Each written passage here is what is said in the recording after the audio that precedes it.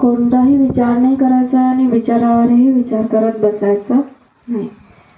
विचार येणारच आहेत आणि त्या विचाराला साक्षी भावनेनं बघायचं आणि सोडून द्यायचं.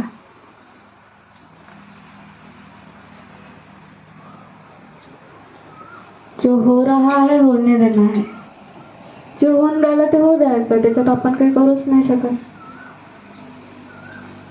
आणि असं वाटलं कुठे आपलं मन भटकलं, आपण इथे बसलो आहे आणि कोणी स्वित्झर्लंडचा गुरका मारून येते, कोणी कुठून येते, कोणी कुठून येते, असं जाणवलं की आपलं मन भटकलं, तर परत भगवंताच्या नावाचा सहारा घ्यायचा आणि चेतन शक्ती जी आहे तिला सोडून द्यायचं. एकदम रिलॅक्स,